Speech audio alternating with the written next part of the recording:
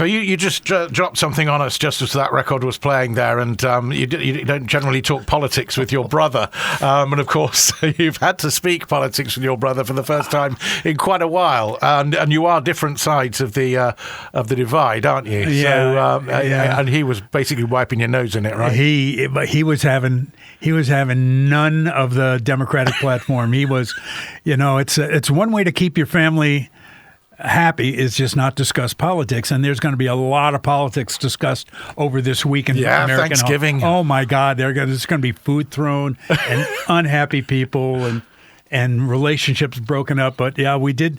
I don't know how we got on it, but my brother did bring up Trump and that whole thing, and I just. You can't argue with anybody, can you? You can't argue with your parents or your brother or sister. And I just took it and I just said I disagree with everything you said. And I love him. I'd do anything for my brother, but it's.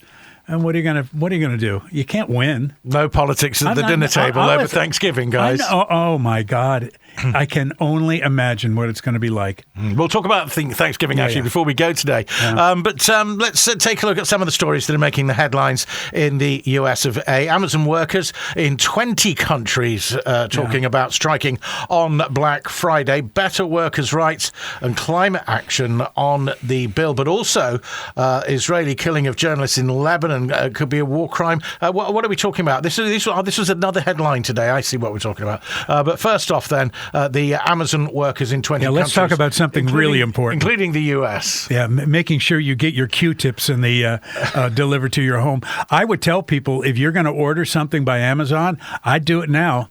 I wouldn't wait a couple of days because there's a good chance that over the next week or 2 weeks, you're not going to get it. If indeed your Black Friday deal is a deal, because they're not all always. Make sure you check it out, obviously. But quite often, they could be cheaper at other times of the year. Mm-hmm. So 20 countries all set to strike. That's quite a few, including the US, Germany, the UK, Turkey, Canada, India, Japan, Brazil, coordinated by the Make Amazon Pay campaign. They need to. Jeff Bezos needs to cough up. He's got enough. He does. 80. Does he? Does he really? I guess he doesn't think so. I guess he does. But 80 trade unions are behind this whole thing. And one organizer said that Amazon represents everything that's broken about the UK's economy: insecure work, poverty wages, unsafe working conditions. I mean, we've heard this all before. And you have to admit, it's smart on their part. If you're going to strike, this is the time to strike. Well, yeah, and they have before, haven't they? They've done this already in the past. Yeah. What you have to wonder how far they got, whether they actually got anywhere. Well, I think they'll probably get some sort of an increase somewhere down there. But if you got thousands of people going on strike, they're going to have to do something. They're not going to be able to cut the entire system down. But one thing is for sure.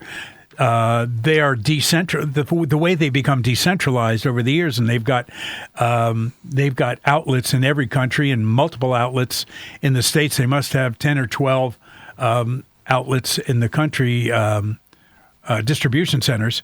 So we'll see what happens. But it does look like that there's a global union and an umbrella group, Progressive International, which are actually pulling them all together. So it could be a united action across many different countries, which is obviously not what they would have wanted, really. So get those requests in for whatever you're buying now, and don't delay. Jeff says it checks in the post, by the way. Checks in the post. Yeah. Meanwhile, to the politics then, the special counsel Jack Smith then dropping the election subversion case against Donald Trump. Well, this was going to happen, wasn't it? Yeah. It might not be forever, because it could come back after he's not president anymore, right? Yeah. It's because there's a law that says you can't sue a sitting president. And so for him to pursue this, for him to pursue the whole thing about January 6th, about the riots on the Capitol, to pursue the documents in his bathroom, and pursue the other court cases, it doesn't make any sense. He could be completely wasting his time. On top of that, Trump said that he was going to fire Jack Smith. hey, I don't like him, I'm going to fire him. So, but instead, what's happened is Jack Smith's just going to go away. And you're right, he could come back, but I think the smart money is that all of this is just going to go away.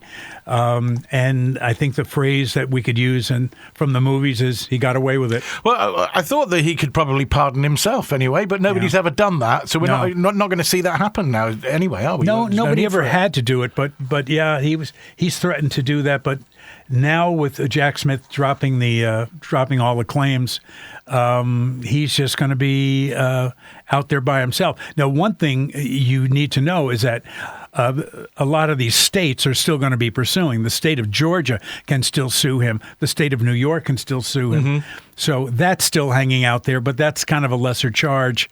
And either way, he's not going to jail. He's probably not going to serve a fine. And there's not going to be anything from this. It's going to magically, in my estimation, it's going to magically go away. In the words of Vice President-elect J.D. Vance, the prosecutions were always political. If Donald J. Trump had lost the election, he may well have spent the rest of his life in prison. Yeah. Not anymore. Wouldn't that be nice? Not if you're my brother, it wouldn't. Yeah, absolutely.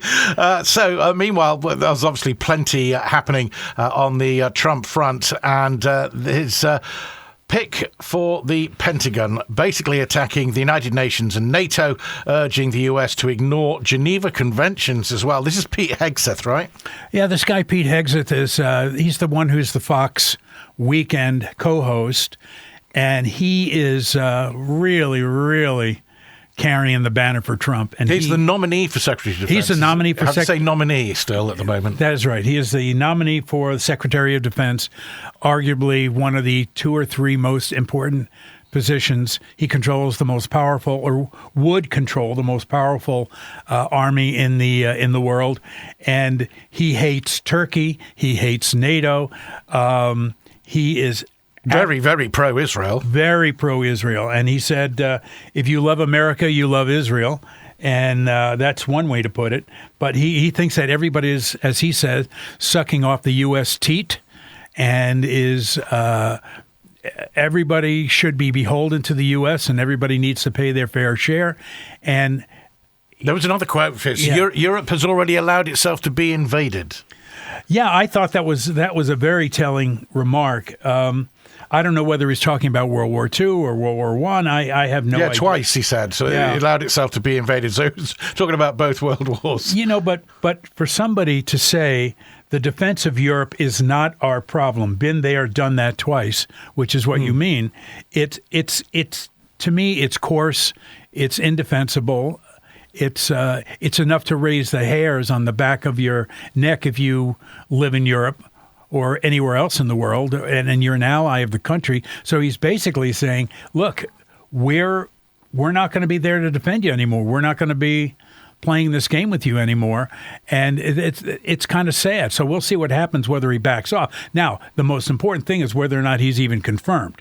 Of course, that's why I stressed the nominee. Confirmed. Yeah, yes, because as everybody has probably heard, he at one time in 2017 he was accused of sexual improprieties with a woman, and they settled out of court. There was money changing hands, and nobody can seem to find a trail on that. But no charges were actually filed.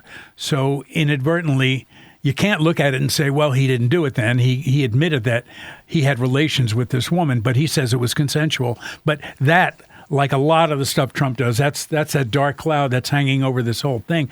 And as it was with Matt Gaetz. Wouldn't be the first nominee to not be a nominee anymore, or to withdraw, put it that way. I know, but I would put 50-50 money on whether or not he's going to be confirmed or not. But there are a lot of people that think he's a little too extreme, and unfortunately, when you're on television and you're on a popular show like Fox has, there's your words are on tape. Well, as recently as this year, he said that the U.S. forces should ignore the Geneva Conventions and other elements of international law governing the conduct of war. We will rip off your arms and feed them to hogs. Yeah. Nice. Very nice. What a guy. He's the guy you want at your next Christmas party. So okay, where else are we then? RFK Jr. Yeah. Man. So he's another nominee. He'll cut prescription drugs and increase weed and psychedelics access. Don't think anybody's going to be getting any injections or inoculations anytime soon under him, though. Well, you know what? He's said it both ways. He's been interviewed where he said, I don't believe in vaccines. We're all vaccinated. Almost everybody in the world is vaccinated. You can't be... Everybody's had vaccinations at some point in their life, it seems. But he says that in other interviews that he is in favor of vaccines. So he's really riding the fence both ways. Well, I think, the main man has been seen to say one thing 1 minute and another time. So that doesn't seem to really matter in the current world of US politics. You can say one thing one day and another day. He called the US the sickest country in the world, blaming its healthcare system for devoting billions to the pills and potions and the powders rather than actually getting people healthy, building their immune system. So there's a lot against Big Pharma there, but it is the big companies that are benefiting from the Trump return to the White House. It's a bit of an overstatement to say we're the sickest country in the world, but there is something to that because you can't. One of the unhealthy countries. Unhealthiest, of the world, yeah. But it's a lot of people are on a lot of medication, and the medication just keeps going and going, and the medication makes you sicker and gives you other illnesses. So there is a little bit of truth to what he's saying there. But he doesn't have any public health experience, though. I love the way a lot of the number of Trump's picks don't really have a lot of experience in the field that they're chosen for. Just a passing acquaintance. I don't know what his job is. What is his job? What is his background? I feel that he was a lawyer at some point, but you can't swing a dead cat in the U.S. without hitting a lawyer. He is an attorney. Yeah, he's an attorney, and he's completely riding on that Kennedy name. But certainly, he also went up against Trump. He was quite harsh about him. Early on in the campaign before he withdrew. Oh, he's called him some really nasty names, but then all of a sudden it's okay if you jump camp, you're right again. He jumped on camp and he says, "Oh, my good friend, my buddy." Yeah, okay. But he really, as you said, he's got no public health experience. All he has is opinions. He's the guy who claims that vaccinations cause autism. Nobody, in fact, knows what causes autism. Autism is a big problem in the U.S., as it is in a lot of countries. So I think, unlike Hesketh, I think he's going to be confirmed. I think that where that goes, nobody knows. As far as, what the public health system, but it is next to the military, it is about as big. The public health system in the U.S., it's like the NHS. I mean, one guy is not going to be able to change that. One guy's not going to be able to make. There is one guy who might be able to change it. Yeah. And he also has no public health experience. So we do know that when Trump was in charge and COVID came around, the whole country was running around with their hair on fire. They didn't know what they were doing, and it's amazing to this day that we got through it. Trump voters have been looking at the cabinet picks. They are basically saying they're getting the government that they wanted, aren't they? Yeah, they wanted change, and the feeling seems to be that in 2016 when he won, he was, even Republicans will tell you that he was ill-prepared for the job and filling all these positions, because a lot of the cabinet positions went unfilled for the first couple of months. And you have a Defense Department, you had a Department of State, there was nobody running it. But this time he's got some people. The one person that everybody seems to have liked, and I don't know this guy or know of him, is the Secretary of the Treasury, he was named about 2 days ago, and the market just jumped. Market jumped up 400, 500 points. And it turns out that this guy's got a really good reputation, and everybody feels that he should be able to keep Trump in line when it comes to all these tariffs and taxes that he's planning on doing. Matt Gaetz, as we know, is out. But there are some people that are very, very, very well, not well thought of. for any of these positions. Some of the senior Republicans aren't quite happy with the pick. So I think that's the way it's been going, isn't it? Yeah, that's right. There are a lot of people like the Linda McMahon to run the Department of Education. Linda McMahon is the wife of Vince McMahon of World Wrestling Federation. She has no background in education. Trump has said he wants to do away with the Department of Education. This is according to Project 2025, which Trump claims he knows nothing about. All he would have to do is spend about a half an hour reading it. But no. Listen to us talking about it. Listen to us. We're talking about it all the time. But she's completely unqualified for that job. Hesketh and as you were saying, Tulsi Gabbard. Mm-hmm. Tulsi Gabbard right now is up for a cabinet position, and she has taken very pro-Russia stances in the past, and a lot of people are very, very aware, even on the Republican side, that she has sympathized with Syria. She has sympathized with Erdogan. She sympathized with Putin on a lot of things that kind of make you scratch your head and say, huh? So... Yeah, she's been quite outspoken in a number of different areas. I've just been looking at Scott Bessent, the chap that you were talking about, that was the pick for the finance job. I think that's... Well, he's at least got a background in finance. He's a hedge fund manager, and I think that he's going to pass through without any problem, especially since...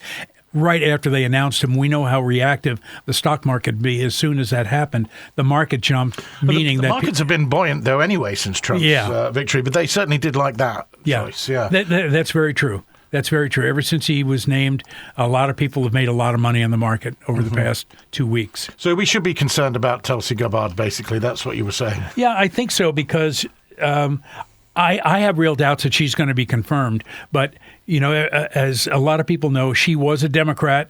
She was a congresswoman from Hawaii and was very anti-Trump. And then all of a sudden she was pro-Trump and very pro-Russia and pro all of the MAGA standards. And so if you really dig down deeply into what she believes, I think the main criticism is that she has really cozied up to Russia and all of the philosophies that they're spewing.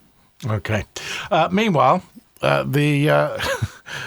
there is a peace deal apparently being spoken about. We can't get anybody to confirm this, but the Kremlin says the Trump circle are talking about a peace deal, but they're blaming Joe Biden for escalating. Well, I'm afraid at the moment there's escalation everywhere on both sides, and it probably is because there has been the rumour mooted that Trump will bring proceedings to an end very swiftly. So it looks like they're trying to gain as much as they possibly can before they are told to get their heads banged together by Donald. Yeah, well, Biden continues to escalate. He continues to push Zelensky to escalate and to fight back and to fight into Russia.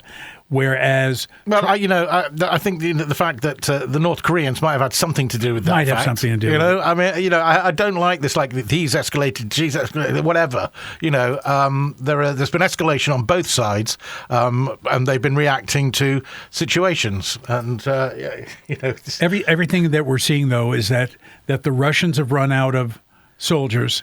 The Ukrainians have certainly run out of soldiers, and I saw a piece this morning where not only mothers were being enlisted into the service, but also grandmothers. There was a woman who had grandchildren at home who was carrying a rifle and learning how to shoot. So I think both sides are at their wits' end right now.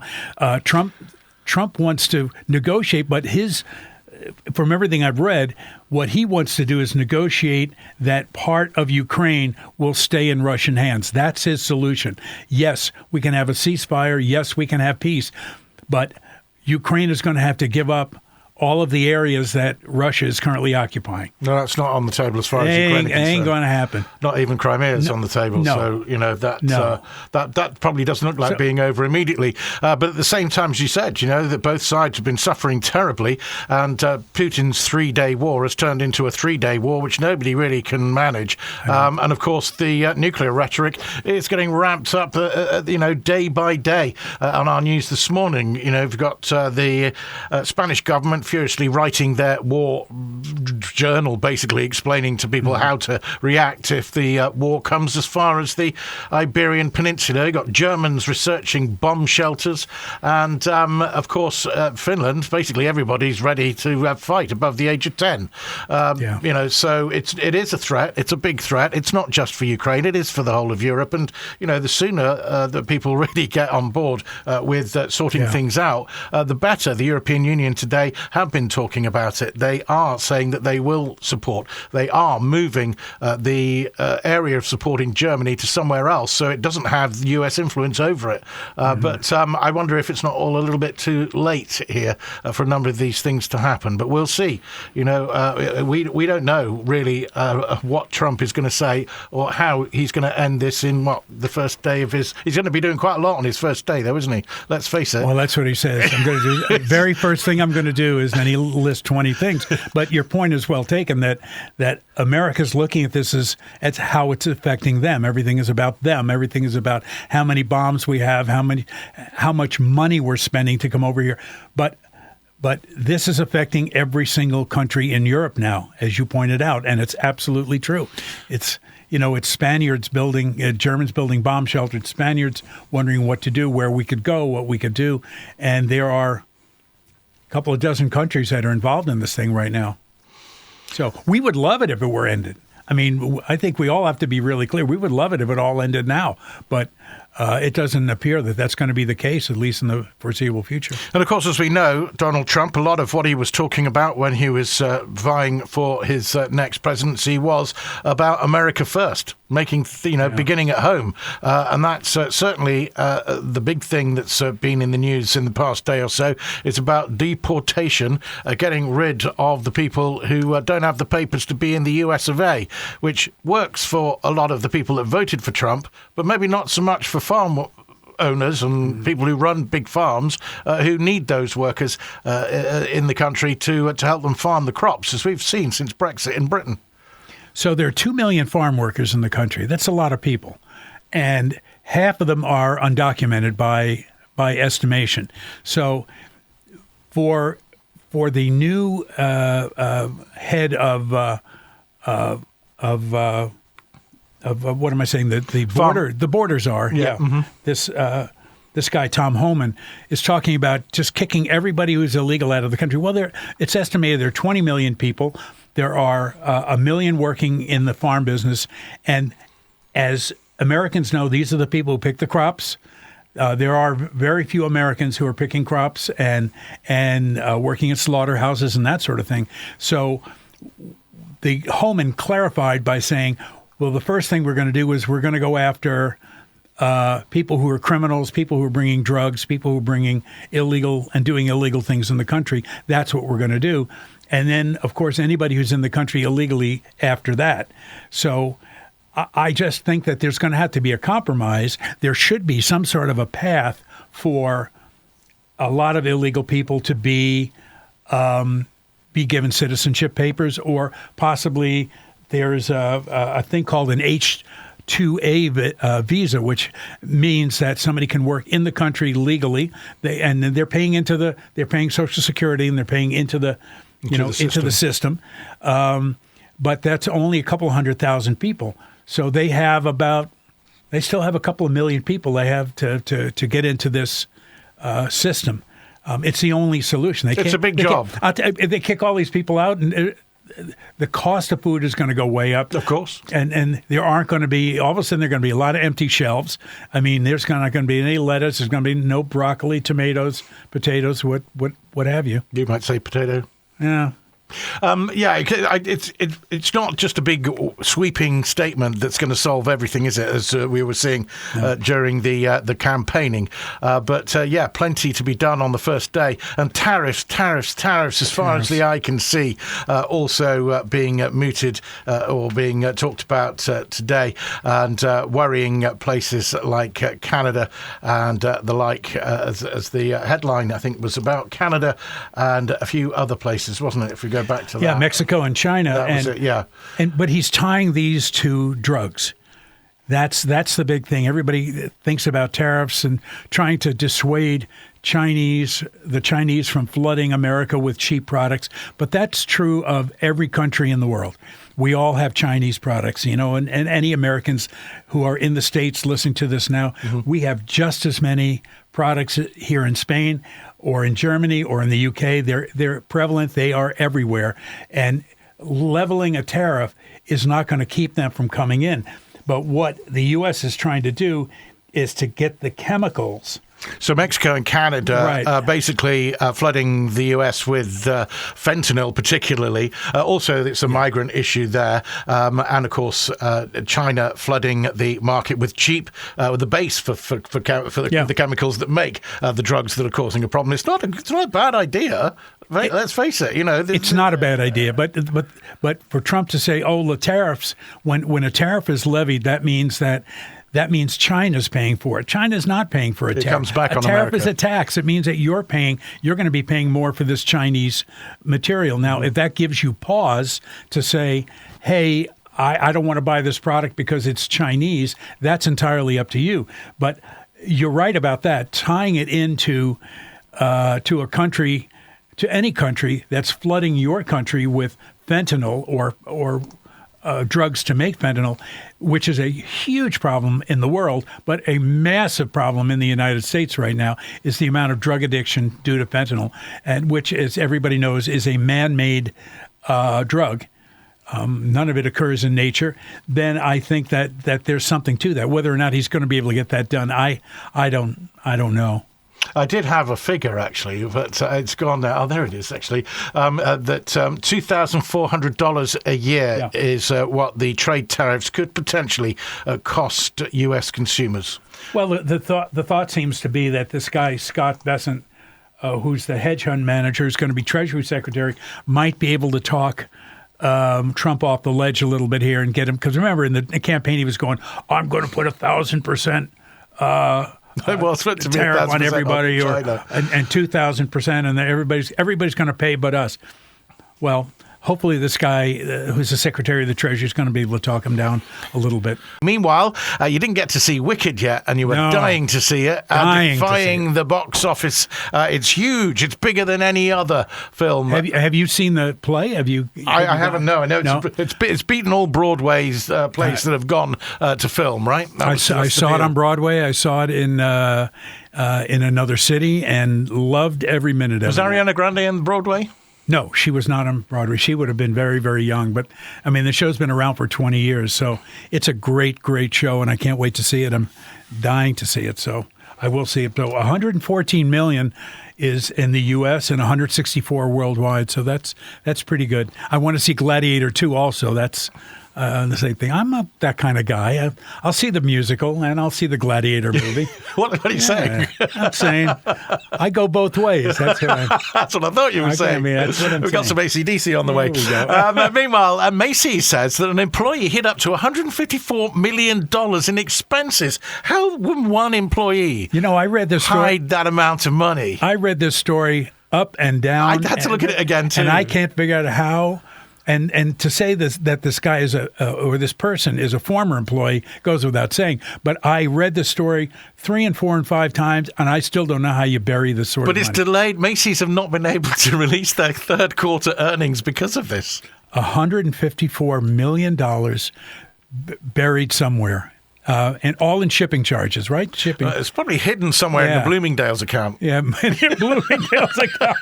Oh, my gosh. That's amazing, isn't it? Yeah, it's pretty amazing.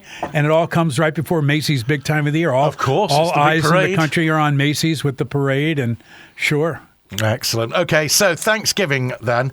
We do need to talk about that. A number of people aren't always that au fait with the details of exactly what happens, where, why, and how.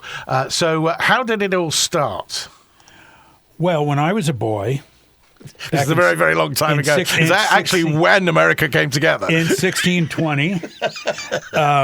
So it all started in without getting into too much detail. What happened was some Brits came over in 1620, landed in... There were other Europeans as well. It wasn't just Brits. I think they... I don't know, but it was 1620, and they landed in outside of Boston in Massachusetts. Mm-hmm. Spent the first year on the boat because the winter was apparently so bad. Weren't expecting that, were they? The Pilgrims? They were not. So they apparently were leaving because of religious persecution. But what they came into was just awful weather.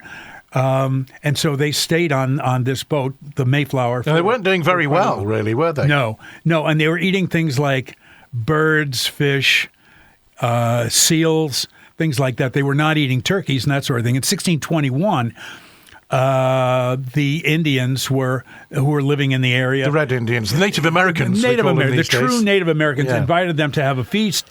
And so what happened was they had... they gifted turkeys to the Pilgrims. They did gifted turkeys, that's right. But apparently the first turkeys were indigenous. There was no record of a big bird at the feast. They brought deer. I'm reading this now. Deer, mm-hmm. seafood, mussels, lobster, bass, and the fruits of the first harvest. They did not have mashed potatoes, which is a current feast. It is. So that's pumpkin where it all pie, started. yeah. So pumpkin pie, which is the thing. I inhale pumpkin pie. I love pumpkin pie. So this went on for years. In 1863, during the Civil War, Abraham Lincoln proclaimed that in November there would be a national feast of Thanksgiving on Thursday. So Thanksgiving is always on the last Thursday of the month. In this November. Yeah, Thursday, and Friday, of course, has become Black Friday. So what happens is everybody gets a time off, and for me, it's my favorite holiday of the year because it's a non-sectarian. Mm-hmm. There's no religion attached to this thing, and the holiday it's all about family, right? Yeah, for everybody who doesn't know this, it's you get together with family and friends. You get together at somebody's house if you're lucky. Weather's usually rubbish. Weather is usually according to the films that we've seen. Really bad. Yeah. Really bad. And it is as well, again, it can be this really year, bad. Isn't it? Yeah, just like the Pilgrims. Mm. And so they, what happens is that the traditional food is turkey, stuffing, mashed potatoes, cranberry sauce, sweet potatoes, my wife's favorite, sweet potatoes, and mashed potatoes and that sort of thing. And also then comes the watching of football. Oh, it's football. American football on television. Is it the Macy's Parade first and then the football, or is it the other way around? No, Macy's Parade's in the morning. So usually I see, right, the Macy's Parade is in the morning, and what happens is you'll watch the parade while you're preparing your food, or somebody's preparing it while you're watching the parade. But and the Macy's Parade is on 3 networks at the same time. Really? Oh, everybody's airing it at the same. It's the same parade, But and they have Broadway actors and giant balloons and that sort of thing, and everybody watches it. And then usually dinner is served anywhere between noon and 2:00. And then the football comes on like 3, 4 o'clock, something like that. There usually are 2, sometimes 3 games being played on different networks. And that weekend is rivalry weekend on college football. Mm-hmm. That's when, which is huge, Michigan, Ohio State, and Virginia Tech, that sort of thing. It's all these states where they have these, the derby matches. Yeah. Mm-hmm. Yeah, and that's the big thing on the weekend. The Michigan Ohio State game is, for instance, is a really big one. It's this Saturday, so I'm really looking forward to that. So it's a big thing. All people do is eat, drink, and nobody feels badly about it, and they take 4 days off. We used to say in Germany, in NATO, during the Cold War, that if there was any time the Russians wanted to come over the hill, it would be Easter, because basically all the guys that were stationed there disappeared back to the UK. Boy, no kidding. And there seemed to be some reason why more people were meant to, or told to stay around at Christmas, but Easter just seemed to be the exodus, and I guess this would have to be the right time then. If anybody was thinking about having a go at the US of A, it would be this weekend. Oh, there's nothing going on. everything is closed. And I tell you, you work in television or in the news business or in radio. Oh, yeah, but there's nothing going on. Yeah. It's like Christmas Day, nothing is happening. Thanksgiving Day, nothing is happening unless it's football and parades and people eating and traveling and that. And today is the biggest travel day in the U.S. Of course, today and tomorrow. Traditionally, as we mentioned, the weather is bad. Weather is going to be horrible this weekend, especially in the East Coast and on the West Coast. And they've been getting a lot of rain on the West Coast right now. How does it? Rogan said on his podcast this week something like the world's burning, but Biden's pardoning turkeys, because that's a traditional thing, isn't it? He pardoned they always pardon the turkeys. To me, it's whack, whack, whack. You know, it's a little silly, but they pardon the turkeys. Apparently, that this goes all the way back 100 years. To when Lincoln was president, and his son Tad said, "Oh, Father, I really like this turkey," and so Lincoln pardoned the turkey. No, it's a tradition. Yeah, it's all kind of silly. Love it.